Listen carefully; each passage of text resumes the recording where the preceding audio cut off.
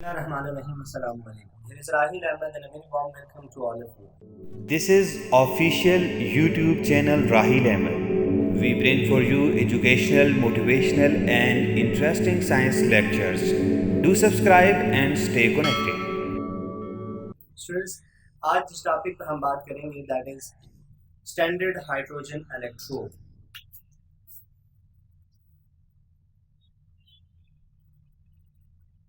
Standard hydrogen electrode. Short term में हम इसे SHE लिखते हैं और पढ़ने में लोग इसे शी पढ़ते हैं. जैसे आम लाइफ हमारी शी के बगैर नामुकम्मल है, same the case is here. Electrochemistry भी शी के बगैर नामुकम्मल है. तो आज हम बात करेंगे शी बेसिकली है क्या, ये वर्किंग कैसे करता है, इसकी कंस्ट्रक्शन क्या है. देखिए यहाँ पे आपके पास एक वर्ड है स्टैंडर्ड. ठीक है, इस लफ्ज से आपके जहन में बहुत सारी बातें आ जाएंगी जब हम इस बात को एक्सप्लेन करेंगे. दूसरी चीज हाइड्रोजन इलेक्ट्रोड, इन दोनों वर्ड को आपने अपने जहन में रखना है. फर्स्ट चीज, मैं अगर स्टैंडर्ड की बात करूं, इस लफ्ज स्टैंडर्ड, तो यहाँ पर आपने ध्यान में रखना है कि जब भी हम इसकी कंस्ट्रक्शन की बात करेंगे, इस इलेक्ट्रोड की बात करेंगे, we are talking about standard conditions. हम किस चीज की बात कर रहे हैं? स्टैंडर्ड कंडीशन की बात कर रहे हैं. ठीक है, आपने इस चीज को ध्यान में रखना है कि ये इलेक्ट्रोड कहाँ पे काम करेगा, स्टैंडर्ड कंडीशंस पे काम करेगा. दूसरी इंपॉर्टेंट चीज आगे कहा जा रहा है hydrogen electrode. Hydrogen electrode simply वही हो गया कि इसमें हाइड्रोजन गैस इन्वॉल्व है. आपने इलेक्ट्रोड्स के बारे में पढ़ा हुआ पहले भी कि इलेक्ट्रोड जो अमूमन होते हैं मेटल्स होते हैं, प्लेट्स होती हैं, रॉड्स होती हैं, लेकिन ये केस थोड़ा सा डिफरेंट है. ठीक है, इसको आपने अंडरस्टैंड करना है. अब आपने ये देखना है कि हाइड्रोजन इलेक्ट्रोड में है क्या चीज. सबसे पहली चीज आपने याद रखनी है, हियर इज हाइड्रोजन गैस. इस इलेक्ट्रोड में जो सबसे पहली चीज है वो हाइड्रोजन गैस इन्वॉल्व है. ठीक, दूसरी चीज आपने ध्यान में रखनी है, हियर इज प्लैटिनियम.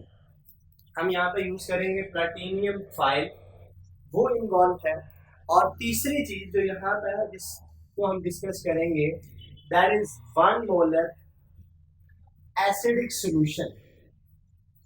अब एसिडिक सॉल्यूशन लिखने का मतलब ये है कि ऐसा सॉल्यूशन जिसमें 1 मोलर H पॉजिटिव आयन हो. इस प्लैटिनियम को या हाइड्रोजन गैस को हमने 1 मोलर H पॉजिटिव आयन के सॉल्यूशन में रखना है. ठीक है, चौथी चीज आपने याद रखना है कि मैंने पहले कह दिया स्टैंडर्ड कंडीशंस, तो याद रखिएगा कि टेम्परेचर कितना होना चाहिए, 298 केल्विन. ठीक है, दूसरी इसका मतलब है 25 डिग्री. एक और बहुत सारे स्टूडेंट को यहाँ पर कंफ्यूजन होगी कि यहाँ पर हम 298 केल्विन को स्टैंडर्ड ले रहे हैं और गैसेस वाले चैप्टर में हमने 0 डिग्री को यानी कि 273 को स्टैंडर्ड लिया था. इस बात को आपने अपने ध्यान में रखना है कि ये चीजें हम खुद से नहीं डिसाइड करते.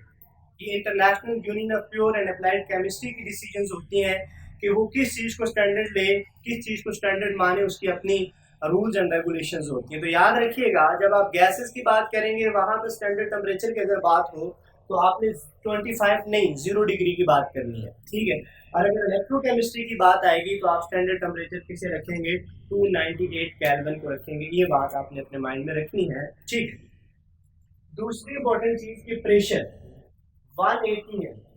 हमने जब स्टैंडर्ड कंडीशन की बात की तो ये तो आपको पता है कि स्टैंडर्ड प्रेशर हम क्या लेते हैं, 180 एम. ठीक है, और तीसरी जो मोलैरिटी है सॉल्यूशन की, दैट शुड बी 1 मोलर. तो ये तीन चीजें जो स्टैंडर्ड कंडीशंस को रिप्रेजेंट करती हैं, ये भी आपने अपने ध्यान में रखनी. अब आते हैं कि इस इलेक्ट्रोड को बनाया कैसे जाता है और उसके बाद फिर वर्किंग कैसे करता है. देखिए मैंने आपसे पहले कहा था कि इट इन्वॉल्व प्लैटिनियम. बहुत सारे स्टूडेंट इसकी कंस्ट्रक्शन में कंफ्यूज होते हैं. कंस्ट्रक्शन पार्ट भी इसका इतना ज्यादा मुश्किल नहीं है, लेकिन अगर आप इसको देखेंगे, अच्छी तरह से अंडरस्टैंड करने की कोशिश करेंगे, फिर बहुत ज्यादा इजी हो जाएगी. अब देखिए सबसे पहली चीज आपने ध्यान में रखनी, हमारे पास होती है प्लैटिनियम 5. ये आप ध्यान में रखने की स्मॉल पीस ऑफ प्लैटिनियम हमने लिया. ठीक है, अब प्लैटिनियम चूंकि एक बहुत ज्यादा एक्सपेंसिव मेटल है, काफी महंगा मेटल है, तो इसकी बहुत ज्यादा अमाउंट हम यूज नहीं कर सकते. बिल्कुल थोड़ी सी अमाउंट ली जाती है, थोड़ा सा पीस लिया जाता है और उसके ऊपर अगेन इलेक्ट्रोप्लेटिंग कर ली जाती है. ये बात भी बात लोगों को समझ नहीं आती कि प्लैटिनियम लेकर उसके ऊपर प्लैटिनियम की इलेक्ट्रोप्लेटिंग फिर एक्सपेंसिव ही पड़ेगा ना. नहीं, ऐसा नहीं है। देखिए, हम एक स्मॉल पीस ऑफ प्लेटिनियम लेते हैं, उसके ऊपर थ्रू इलेक्ट्रोप्लेटिंग हम प्लेटिनियम की ही इलेक्ट्रोप्लेटिंग कर देते हैं, ठीक है। उससे ये होता है कि उसका एरिया बढ़ जाता है, साइज बढ़ जाता है, लेकिन जो एक्सपेंसिव मेटल है उसका यूज कम हो जाता है, ठीक है। और दूसरी चीज कि इसके साथ हम एक वायर को कनेक्ट कर देते हैं। कोई भी वायर है, वो कॉपर की हो सकती है, किसी भी मेटल की कंडक्टिंग वायर, ये चीज आप ध्यान में रखिएगा। प्लैटिनियम लिया, उसके साथ एक कंडक्टिंग वायर कनेक्ट की, ठीक है, और इन सारी चीजों को आपने एक चैम्बर के अंदर इनक्लोज कर दिया। ये चैम्बर किसी भी चीज का हो सकता है, ठीक है।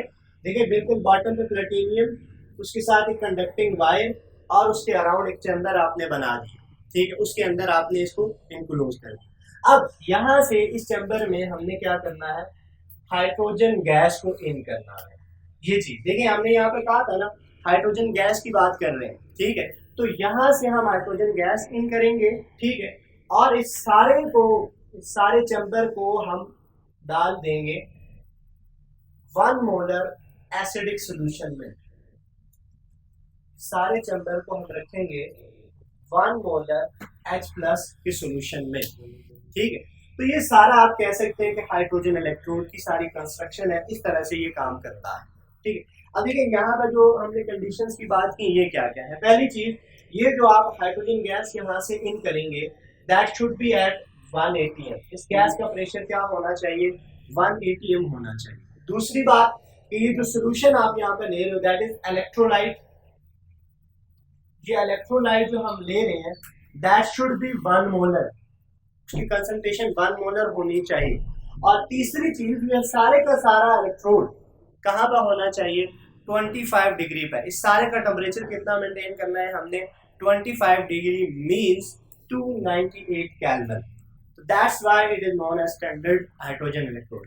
दूसरी चीज, आईयूपैक ने, international union of pure and applied chemistry ने, इस इलेक्ट्रोड की ऑक्सीडेशन पोटेंशियल और रिडक्शन पोटेंशियल, इन दोनों को जीरो माना है। E0 reduction or oxidation of hydrogen is considered as 0। यहाँ पे एक लफ्ज देखना, मैंने यूज किया कंसिडर्ड। कंसिडर्ड का मतलब यह हमने माना है नहीं है। दोबारा से इस बात को ध्यान में रखना है कि हम या आईयूपैक ने इसकी ऑक्सीडेशन और रिडक्शन पोटेंशियल को 0 कंसिडर किया है। क्यों कि जब भी किसी भी इलेक्ट्रोड की पोटेंशियल हम देखेंगे तो हमारे पास एक स्टैंडर्ड होना चाहिए जिसके साथ हम कंपेयर करेंगे। जैसे ऑर्डिनरी लाइफ की चीजों को जब आप वे करते हैं तो हमारे पास एक स्टैंडर्ड होता है, जैसे 1 kg 2 kg।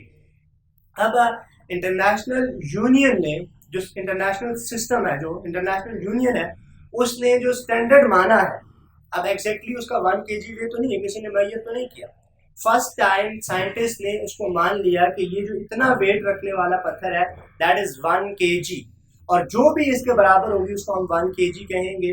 अब उसको माना है, ये स्टैंडर्ड्स माने जाते हैं, स्टैंडर्ड्स होते नहीं है, ये चीज आपने माइंड में रखनी है। तो same the case is here, hydrogen electrode की ऑक्सीडेशन और रिडक्शन पोटेंशियल को हम 0 लेके इसको स्टैंडर्ड मान लेते हैं, और जिस भी इलेक्ट्रोड की पोटेंशियल फाइंड करनी है उसको हम इसके साथ कपल करते हैं।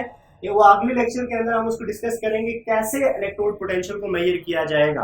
तो इसके साथ कपल करेंगे, कपल करने के बाद जो भी रिडक्शन आएगी या ऑक्सीडेशन आएगी, यानी कि जो भी वोल्टेज आएगी वो दूसरे इलेक्ट्रोड की वजह से आएगी। क्यों, हम इसको 0 मान रहे हैं, ठीक है। तो लिहाजा हम ये कहेंगे कि हाइड्रोजन इलेक्ट्रोड एक स्टैंडर्ड इलेक्ट्रोड है जिसके साथ बाकी इलेक्ट्रोड को हम कंपेयर करके, कपल करके उनकी इलेक्ट्रोड पोटेंशियल को फाइंड आउट करते हैं। तो that's all about standard hydrogen electrode. I hope ये टॉपिक आपको अच्छी तरह से क्लियर हो गया होगा। Still, if you have any confusion regarding this topic, you can mention it in the comment box. We will see you in another lecture. Till then, thank you very much.